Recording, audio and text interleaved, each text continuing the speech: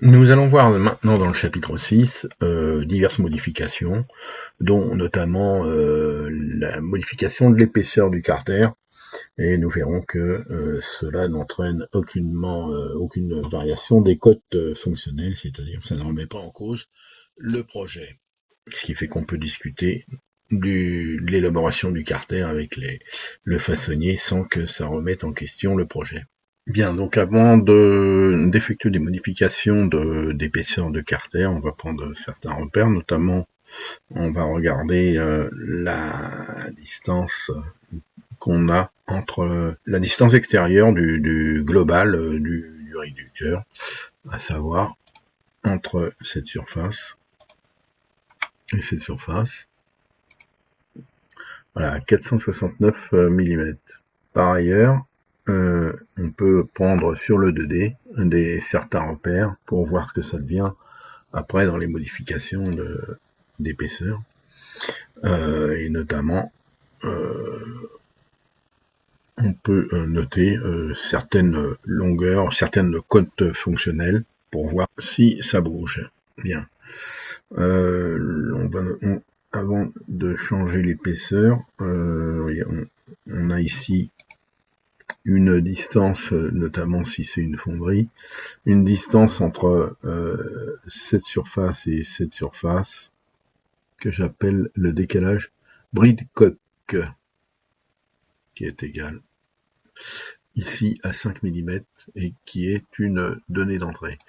Remarquons aussi une chose ici, l'étanchéité entre le carter principal et le couvercle est faite par un joint torique qui circule dans une gorge de joint torique, que j'ai paramétré de telle sorte que cette gorge soit toujours au milieu de ce segment.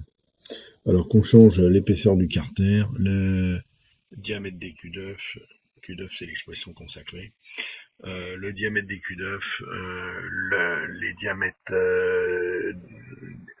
des vis, ou la dimension le diamètre du joint torique, c'est-à-dire la dimension du logement, que l'on change une ou deux ou trois ou quatre de ces valeurs, le joint torique reste, la rainure reste parfaitement au milieu de ce segment. On va donc simuler déjà le décalage Bridcock est 5, on va le changer pour voir 8. Et puis l'épaisseur du carter qui fait 15, on va pousser les choses à l'extrême et la mettre beaucoup plus mince. Je vais mettre 5. Voilà. Donc c'est parti pour la régénération. Voilà, régénération terminée. À remarquer, à noter que le couvercle évidemment suit également en épaisseur l'épaisseur demandée pour le carter. On peut vérifier au passage ce que je disais pour la gorge de joint. Elle est, malgré les variations ici d'épaisseur, elle est toujours au milieu de ce segment. On peut vérifier par ailleurs que le hors-tout du carter est inchangé, il fait 469. On peut vérifier aussi sur le 2D que les cotes fonctionnelles que l'on avait au début restent inchangées.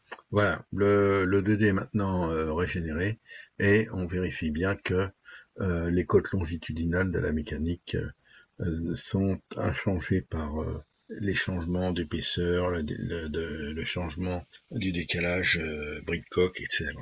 Voilà, maintenant nous allons faire une évolution dans l'autre sens. Le décalage Bridcock, je peux l'augmenter à 10 par exemple. Et l'épaisseur carter à 20 mm. C'est des grosses modifs dans un sens ou dans l'autre. Épaisseur carter, cette fois à 20 mm. Voilà, régénération terminée. Là aussi, on peut constater que le couvercle suit en épaisseur ce qui est demandé au carter, donc au carter principal. On peut vérifier à nouveau que la gorge de joint est toujours rigoureusement centrée sur ce segment. On peut aussi vérifier la cote ortho du carter. Voilà, 469 mm. On peut retourner sur le 2D, vérifier. Voilà, le 2D est régénéré. Et on peut vérifier que les cotes fonctionnelles sont toujours les mêmes inchangées. Donc on peut discuter de la faisabilité du carter avec le façonnier, que ce soit en fonderie, en usine à grande vitesse ou en fabrication additive, on peut discuter des épaisseurs. Ça ne remet pas en question le projet.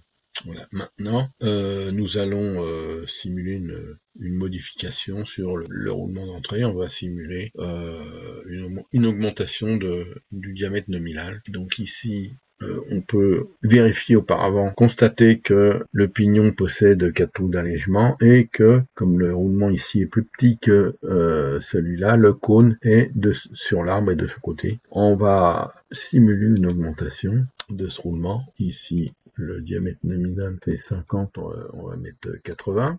Voilà. Voilà, régénération terminée. On voit ici que le pignon est remis à jour. Il n'a plus 4 trous d'allègement, mais il en a 5. Et que cette fois, le cône est passé, le roulement est mis à jour. Donc ici, on a un nombre, de la même façon, un nombre de mises à jour. Les nombres de taux, le roulement à billes, l'arbre, le carter, qui sont mis à jour après changement d'une seule donnée d'entrée. Ici, le cône, on peut le remodeler éventuellement. La cote de 5 ici, on est par utilisation de l'outil de manière traditionnelle. La cote de 5, je vais la transformer, je vais mettre 10. Et puis, de l'autre côté, je vais mettre 130. Voilà, ce qui fait que j'ai repoussé un peu le cône dans cette partie-là, en gardant un diamètre ici plus grand pour la résistance de l'arme. Si on veut gagner en masse, on peut faire le contraire, déplacer le cône de ce côté pour gagner de la masse sur la masse globale. On peut faire à volonté des modifications, tout est modifiable, rien n'est bloqué par des formules.